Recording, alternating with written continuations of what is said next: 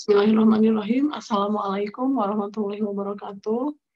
Bertemu kembali dengan saya di kuliah Ekonomi Makro untuk kelas non-reguler, jurusan Agribisnis, Fakultas Sains Terapan Universitas Surya Kencana Cianjur.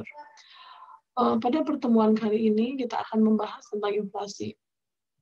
Untuk lebih jelas, mari kita lihat slide yang sudah saya siapkan. Apa itu inflasi? Saya yakin rekan-rekan semua pasti sudah pernah dengar apa itu inflasi.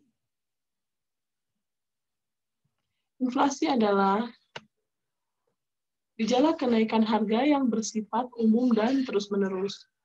Unsur dari inflasi adalah kenaikan harga bersifat umum dan terjadi terus-menerus. Kebalikan dari inflasi adalah deflasi, yaitu gejala penurunan harga yang bersifat umum dan terus-menerus. Kita lanjutkan. Kenapa penting mengendalikan inflasi? Tujuan yang pertama adalah menjaga atau memperbaiki daya beli kelompok masyarakat yang berpendapatan kecil dan tetap. Kemudian, memelihara atau memperbaiki ekspektasi jangka panjang, kemudian mengendalikan atau menstimulir sisi permintaan dan penawaran agregat, dan aspek sosial politis. Nah, bagaimana cara menghitung inflasi? Laju inflasi diperkirakan dengan menghitung laju perubahan indeks harga umum. Jadi di sini ada Pi sama dengan PT min 1 dibagi P pada tahun sebelumnya dikali 100%.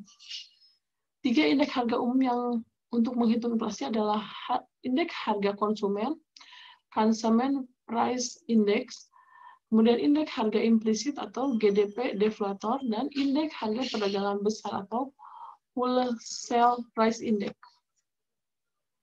Nah, tiga harga itu yaitu tiga harga umum tadi di tingkat produsen itu dikenal dengan IHI, di tingkat grosir dikenal dengan IHPB, dan di tingkat eceran dikenal dengan IHK. Perbandingan antara IHK, IHI, dan IHPB adalah pada teknik perhitungan IHK itu dengan menghitung dengan cara pembobotan. Kalau IHI dia menghitung dengan cara membagi PDBN dengan PDBR dikali 100. Kalau IHPB adalah perbobotan. Kemudian ruang lingkupnya hanya beberapa komoditi pokok di 43 kota. Kalau ini secara agregat, kalau IHPB adalah secara selektif. Kemudian manfaatnya, kalau IHK, analisis kelemahan biaya hidup minimal setiap sebulan sekali. Kalau IHI itu analisis inflasi agregat minimal setiap triwulan. Kalau IHPB ada analisis inflasi tingkat grosir untuk prediksi inflasi tingkat eceran. Nah, keterbatasannya apa?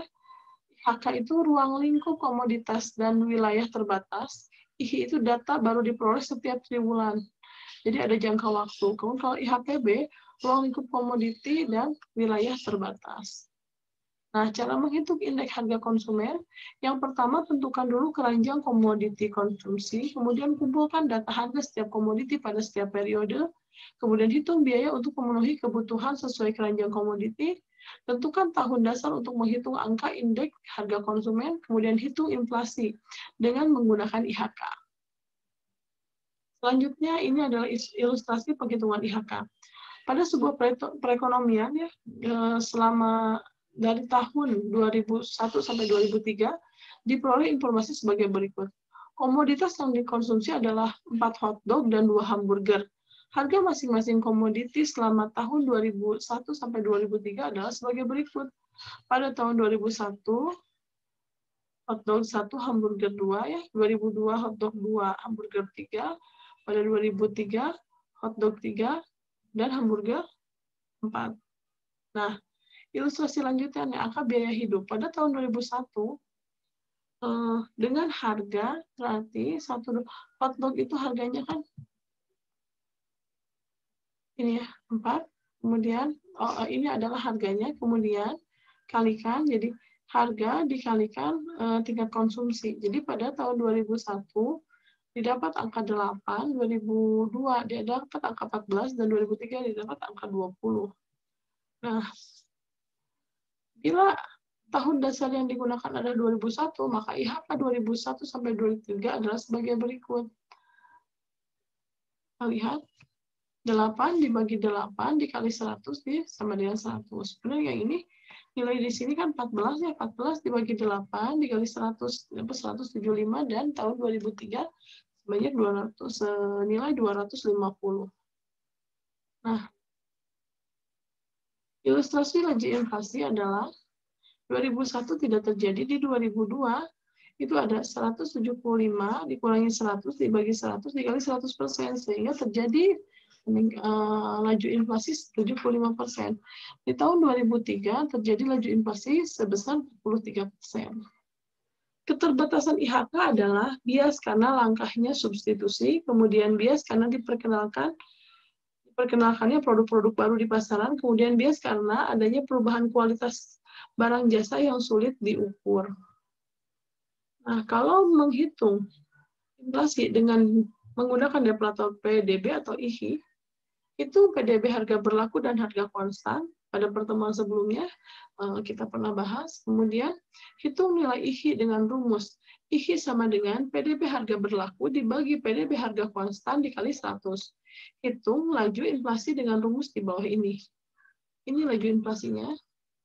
Nah, bila kita dapatkan di tabel seperti ini, misalnya kita hitung pada tahun 1993, berarti PDBN-nya 15.000, PDBN-nya 15.000, kemudian IHI adalah PDBN dibagi PDB dikali 100, dapat angka 100, kemudian inflasi itu apa tadi? Didapat hasil 15,4%. Nah, ini adalah perkembangan IHI dan IHK Indonesia. Ya, jadi yang warna biru itu IHI, yang warna pink itu IHK. Terjadi kenaikan secara terus-menerus. Kemudian laju inflasi dari 1970 sampai 2003, di mana titik puncak itu ada di tahun 98. Ini kayaknya pas lagi musim-musim demo dulu itu ya. Nah, inflasi dan harga real. Jadi kalau misalnya di tahun 2005 harga 4.500, IHK 80. Nah, harga real sama dengan harga nominal dibagi IHK dikali 100. Dapatlah nilai-nilai ini. Dimasukkan ya harga nominal 4.500 dibagi 80 dikali 100, hasilnya 5.625 dan seterusnya. Kemudian kalau inflasi daya beli, ini hitungnya dari upah nominal. Tahun 2005 misalnya upah nominal itu 1.200.000 dengan nilai IHK 90, berarti upah real itu sama dengan upah nominal dibagi IHK dikali 100, didapatlah 1.333.333. Bila laju inflasi lebih tinggi dari laju kenaikan buruh, maka upah real daya beli akan menurun. Jadi meskipun uang serasa besar, bila laju inflasi itu lebih tinggi, seperti ini, ya kan lebih tinggi daripada upah nominal, berarti daya beli rendah karena nilai uang menjadi rendah, meskipun uang terlihat seperti besar. Kemudian apa sih harga yang harus dibayar oleh suatu negara bila terjadi inflasi? Yang pertama adalah menurunnya daya beli masyarakat karena uang seperti tidak berharga. Kemudian pemborosan waktu dan biaya karena masyarakat mengurangi jumlah uang yang dipegang. Kemudian biaya menu, variabilitas harga relatif, dan misalokasi sumber daya. Distorsi pajak akibat inflasi, mungkin banyak yang nggak bayar pajak. Kekacauan dan ketidaknyamanan dan memburuknya distribusi kekayaan karena inflasi yang tidak diperkirakan sebelumnya. Selanjutnya, uang beredar, tingkat bunga, dan inflasi. Nah, pajak inflasi atau inflasenta, pemerintah dapat menaikkan penerimaan dengan mencetak uang. Dampak dari pertambahan uang beredar dari inflasi, sehingga seolah-olah masyarakat dipajaki karena harga barang yang tambah mahal. Ada juga yang disebut dengan efek Fisher. Dalam jangka panjang, selisih antara tingkat bunga nominal dengan tingkat bunga real adalah inflasi. Tingkat bunga nominal sama dengan tingkat bunga real ditambah inflasi. Nah, sekarang kita lihat jenis-jenis inflasi. Inflasi dapat dikelompokkan berdasarkan penyebabnya. Ada cost push inflation, ada demand pull inflation, ada domestic inflation, imported inflation, dan bottleneck inflation. Kita lihat satu-satu. Cost push inflation adalah inflasi yang terjadi karena Kenaikan biaya produksi sehingga harga penawaran barang naik. Kalau demand pull inflation yaitu inflasi yang terjadi karena permintaan akan barang atau jasa lebih tinggi dari yang bisa dipenuhi oleh produsen.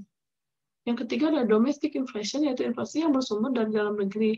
Inflasi ini terjadi karena jumlah uang di masyarakat lebih banyak dari yang dibutuhkan, sehingga uang beredar seperti tidak berharga.